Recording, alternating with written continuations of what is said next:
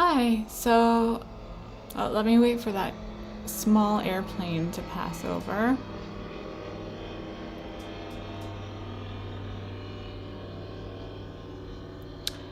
I am La Principessa Giulia Ricci, and tonight I am reading a passage from Volume 1 of The History of Sexuality by Michel Foucault. Michel Foucault was a French philosopher who worked in the 1960s and 70s. He was a student of Nietzsche and developed a genealogical analysis of the history of how values worked in institutions such as psychiatry, education, the penal system, and our conception of sexuality. And his work is enormously influential. He's very important to me.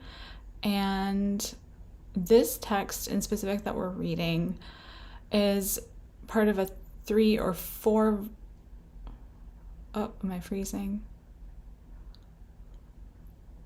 A 3 or 4 volume series called The History of Sexuality that goes through the formation of sexual ethics as they inform how to create the ideal subject in ancient Greece and early Christianity. He also, in the specific passage that we're reading tonight, contests something that's very common sense to a lot of people, which he calls the repressive hypothesis. So that's the notion that sex and our relation to it is just a simple taboo. The typical idea that we have of Victorian sexuality, where sexuality is this undifferentiated, pure wild instinct drive, and the Victorian prude impulse is to silence or repress it. That's how we typically think about sexuality, that it's wild and society stifles it.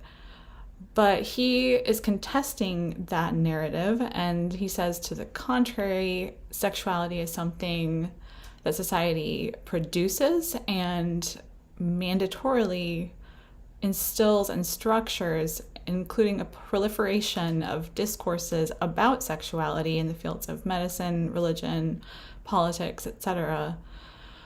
So it's not being silenced at all, and he's wondering, well, I'll just let him speak for himself. This is We Other Victorians.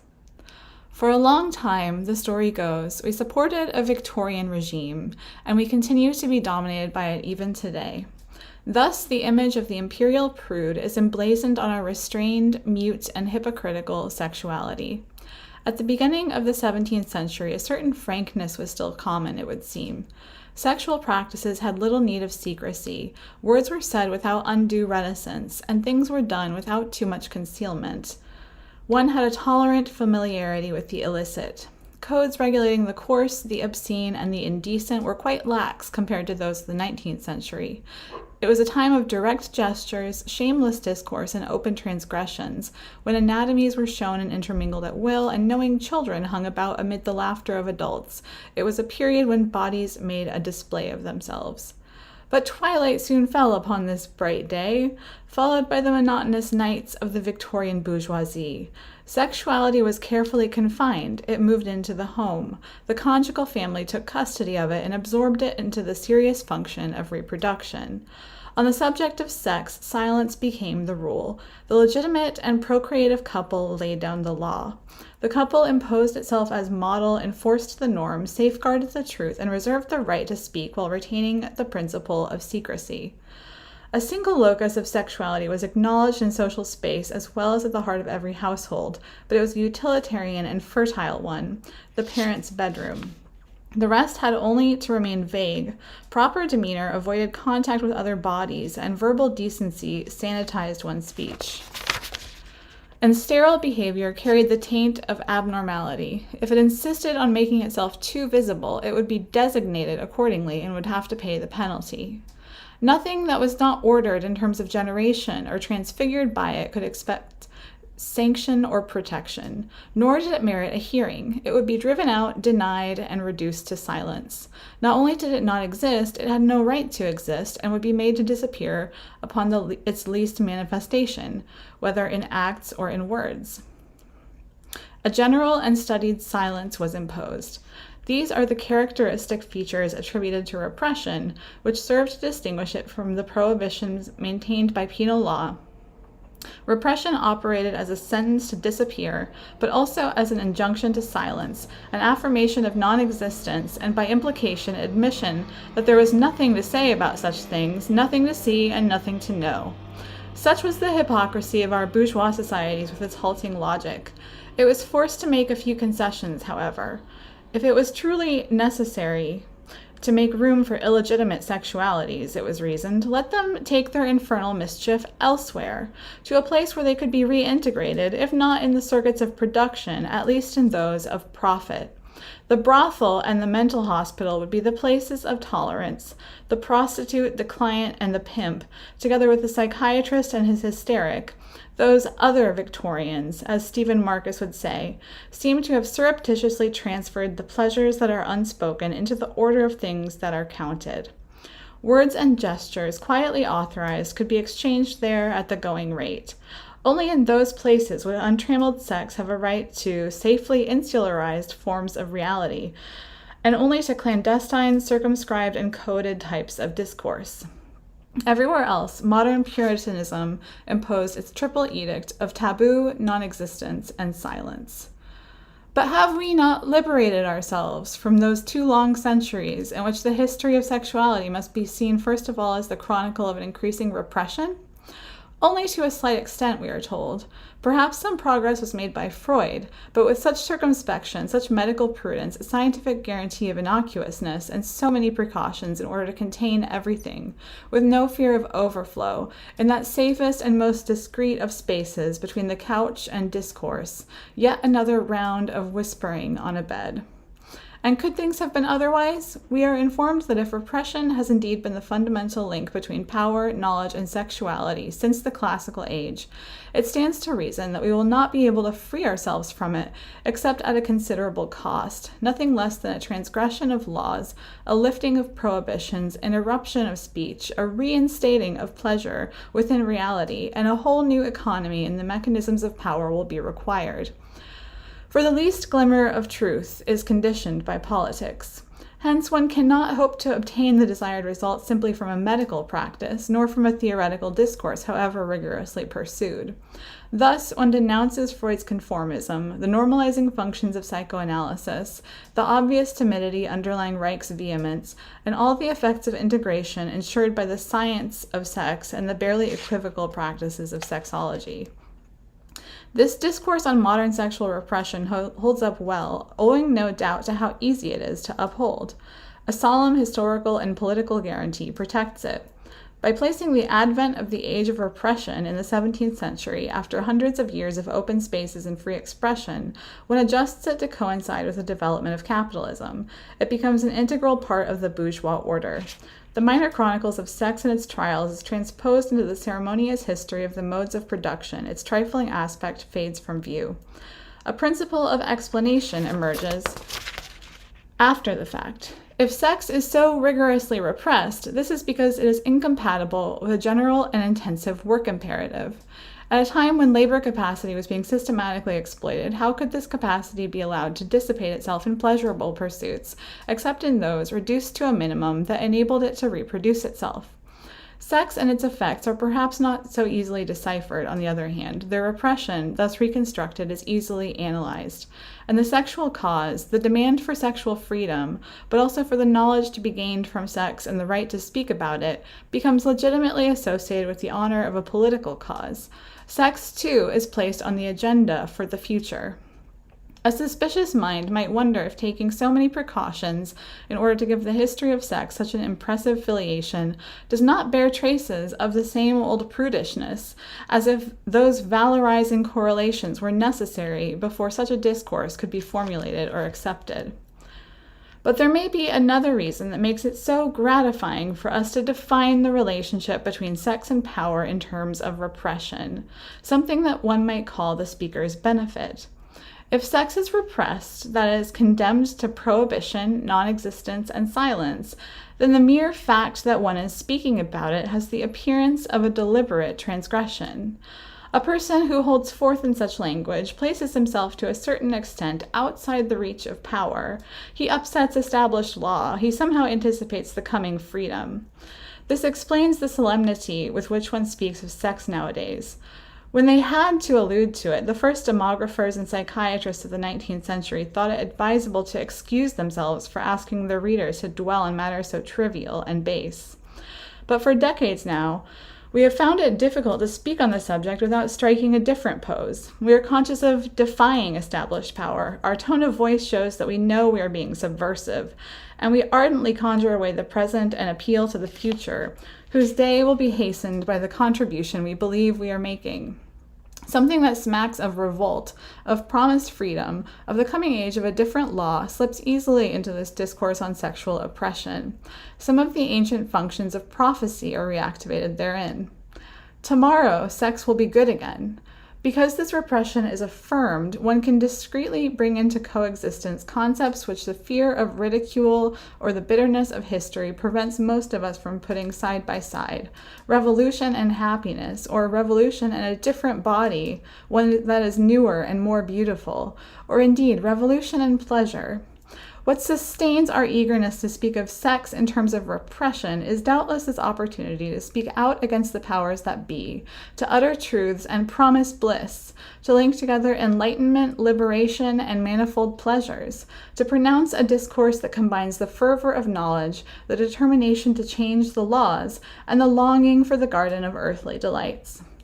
This is perhaps what also explains the market value attributed not only to what is said about sexual repression, but also to the mere fact of lending an ear to those who would eliminate the effects of repression. Ours is, after all, the only civilization in which officials are paid to listen to all and sundry impart the secrets of their sex, as if the urge to talk about it and the interest one hopes to arouse by doing so have far surpassed the possibilities of being heard, so that some individuals have even offered their ears for hire. But it appears to me that the essential thing is not this economic factor, but rather the existence in our era of a discourse in which sex, the revelation of truth, the overturning of global laws, the proclamation of a new day to come, and the promise of a certain felicity are linked together.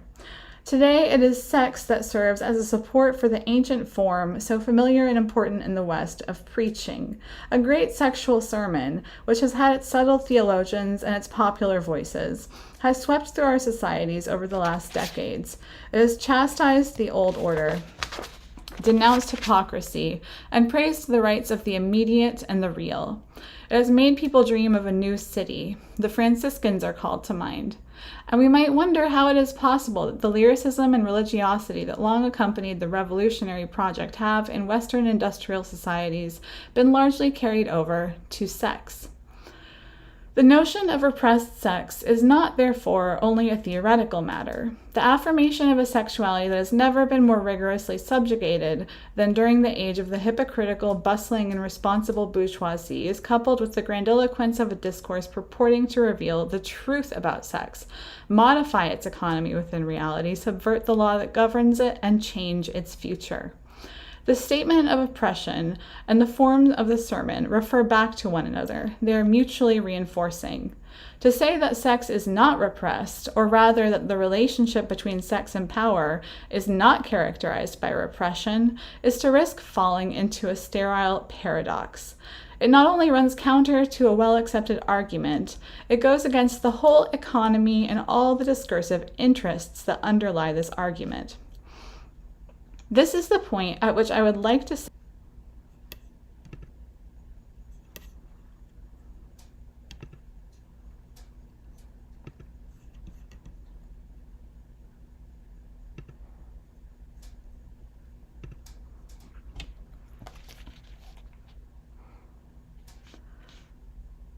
Briefly, my aim is to examine the case of a society which has been loudly castigating itself for its hypocrisy for more than a century, which speaks verbosely of its own silence, takes great pains to relate in detail the things it does not say, denounces the powers it exercises, and promises to liberate itself from the very laws that have made it function.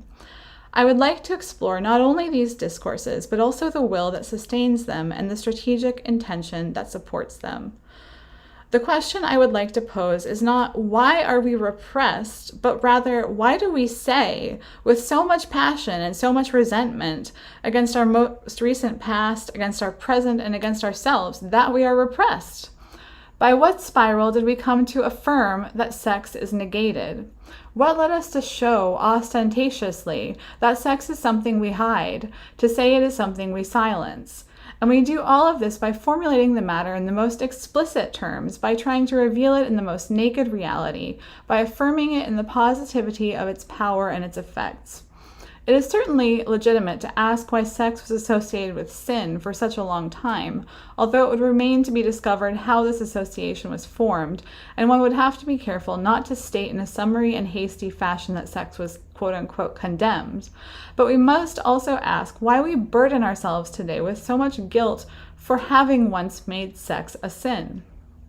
What paths have brought us to the point where we are at fault with respect to our own sex? And how have we come to be a civilization so peculiar as to tell itself that, through an abuse of power which has not ended, it has long sinned against sex? How does one account for the displacement which, while claiming to free us from the sinful nature of sex, taxes us with a great historical wrong, which consists precisely in imagining that nature to be blameworthy and drawing disastrous consequences from that belief? It will be said that if so many people today affirm this repression, the reason is that it is historically evident. And if they speak of it so abundantly as they have for such a long time now, this is because repression is so firmly anchored, having solid roots and reasons and weighs so heavily on sex that more than one denunciation will be required in order to free ourselves from it. The job will be a long one.